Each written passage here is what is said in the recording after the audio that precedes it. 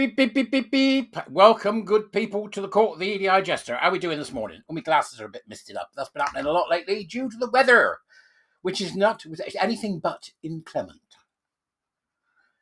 Is it clement? Is that a word? I don't think it is, you know. How are we this morning? Right, okay.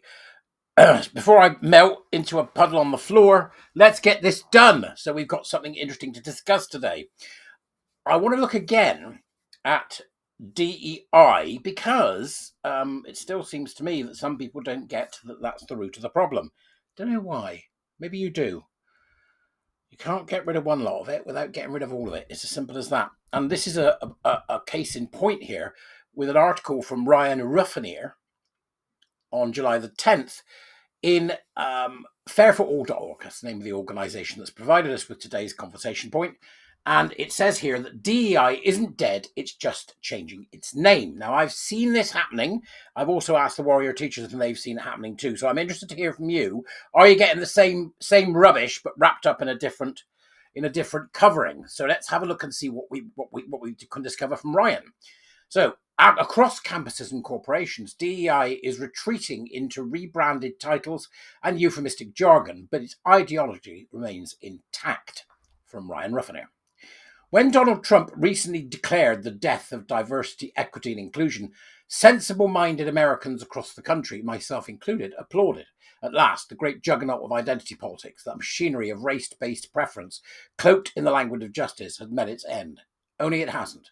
Not yet. Trump's executive order restricting DEI initiatives in the federal government was a landmark decision, a long overdue pushback against the institutionalization of racial essentialism. It was arguably the most significant victory since the Supreme Court struck down affirmative action in college admissions, but the fight is far from over. You can see there that Ryan is talking specifically about racial essentialism, which comes from DEI. He's not also mentioning, for example, trans, queer, environmental, critical crip studies, critical fat studies, and all the rest of it that comes with it.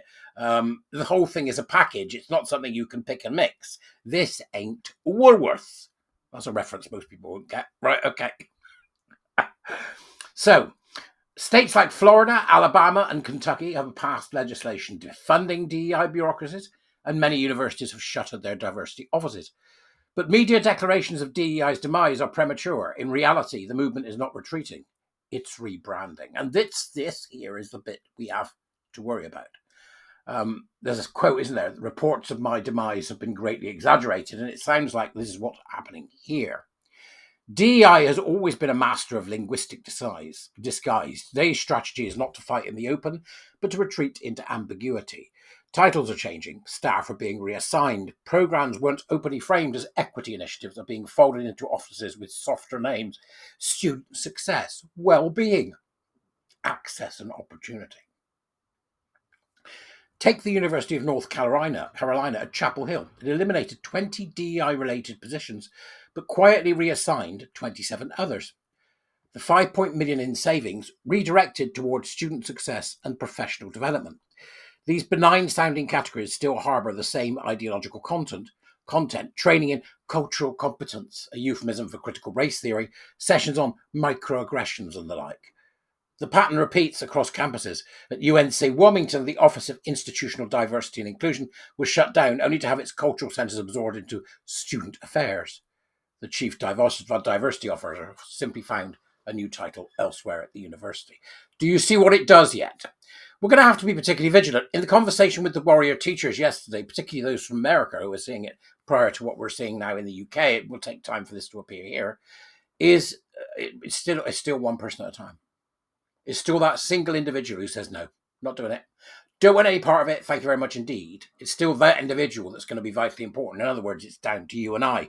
We have to take responsibility for ending this, not least of all because it causes division and, in some cases, unbelievable child harm.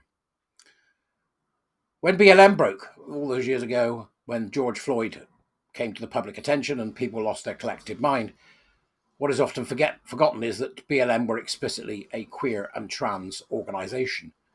They understood the power of identity politics, and they understood that by clumping it all together and forming this hydra called critical social justice, it would make it very hard to defeat. which is why my argument is it must be one person at a time. That's what the warrior teachers do. They manage one person at a time. They take on changing minds, getting people to understand, getting people to see, so that questions are asked in workplaces in such a way that it changes things.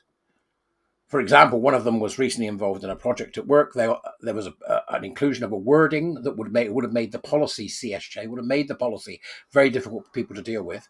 They questioned the use of that wording. The wording was removed once they gave a reason to remove it.